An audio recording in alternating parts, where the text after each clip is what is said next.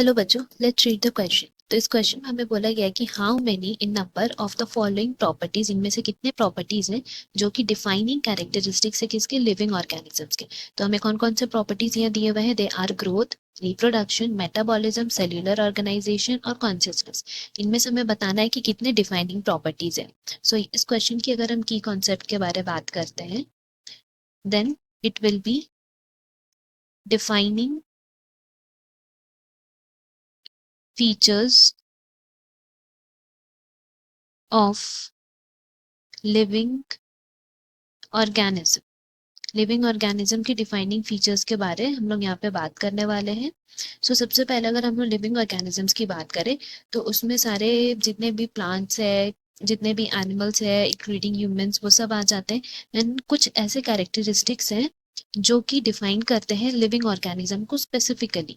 And हम लोग बोल सकते हैं कि कुछ कैरेक्टरिस्टिक्स है जिससे हम लोग नॉन लिविंग एंड लिविंग के बीच में डिफ्रेंशिएट कर पाते हैं। इसीलिए अगर हम उन फीचर्स की बात करें तो सबसे पहला हमारा यहाँ पे ग्रोथ है। ग्रोथ की अगर हम बात करते हैं तो ये हम लोग ग्रोथ को डिस्क्राइब कर सकते हैं as the increase in number. Increase in number जो होता है उसको भी हम लोग ग्रोथ बोलते हैं, और इंक्रीज इन मास उसको भी हम लोग क्या बोलते हैं? ग्रोथ ही बोलते हैं। तो ये दोनों ट्विन कैरेक्टरिस्टिक्स है ग्रोथ का। नाउ अगर हम इसकी बात करते हैं with respect to living organisms, तो लिविंग ऑर्गेनिजम्स में हम लोग को ग्रोथ तो देखने को मिलता ही है।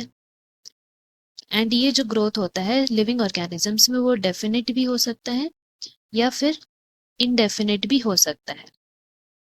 बट अगर हम यहाँ पे बात करते हैं नॉन लिविंग ऑर्गेनिजम्स की, सो नॉन लिविंग ऑर्गेनिजम्स में क्या होता है कि उनमें भी ग्रोथ हम लोग को देखने को मिलता है। कैसे देखने को मिलता है उनमें growth? Like accumulation of snow. अगर हम इसका एग्जांपल लें तो यहाँ पे भी हम लोग को कंटिन्यूअस जो है ओवरऑल मास बढ़ रहा है। जो भी स्नो का मास है वो पहले से तो बढ़ते जा रहा है, तो इसको हम लोग बोल सकते हैं नॉन लिविंग में भी ग्रोथ होता है।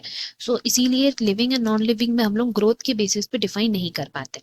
नेक्स्ट हम लोग आते हैं रिप्रोडक्शन पे। अगर हम बात करते हैं रिप्रोडक्शन की, उस केस में क्या होता है कि अगर हम लोग सबसे पहले बोलते हैं मल्टी सेलुलर ऑर्गेनिजम्स की, तो उसमें रिप्रोडक्शन तो हम लोग को साफ दिखाई देता है।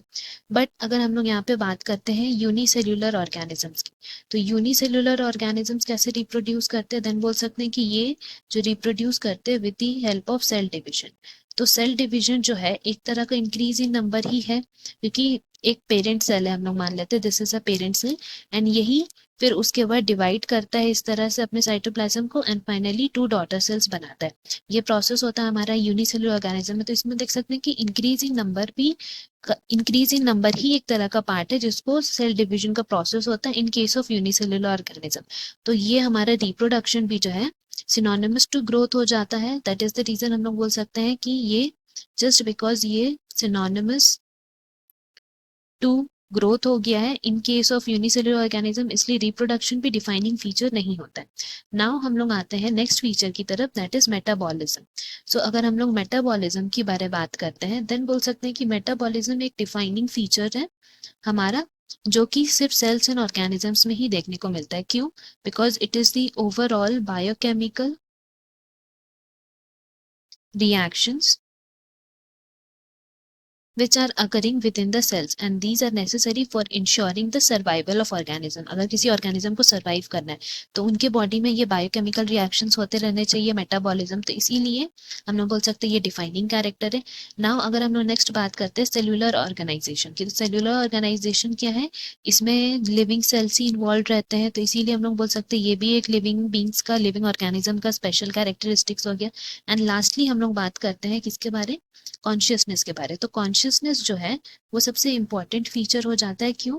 बिकॉज कॉन्शियसनेस की अगर हम लोग बात करते हैं देन इसमें हम लोग बोल सकते हैं कि अपने सराउंडिंग को आइडेंटिफाई करना एंड देन एक्ट अकॉर्डिंगली, उसके अकॉर्डिंग एक्ट करना है। जैसे कि लिविंग बींग्स हैं जिनको पता चलता है कि सराउंडिंग ठंडा है कि गर्म है, या फिर कहीं से कुछ एक्सीडेंट्स हो रहे हैं या जो भी हो रहा है, अपने सराउंडिंग के बारे पता रखना वो लिविंग बींग्स ही कर पाते हैं। इसलिए ये लिविंग बींग का एक कैरेक्टरिस्टिक्स हो गया, जिससे हम लोग बोल सकते हैं कि इन टोटल 3 कैरेक्टरिस्टिक्स हैं जो डिफाइनिंग कैरेक्टर हम लोग बोल सकते हैं लिविंग ऑर्गेनिज्म के। सो इसीलिए हमारा यहाँ करेक्ट आंसर कौन सा हो जाएगा? Option B. Hope you have understood. Best of luck. Thank you.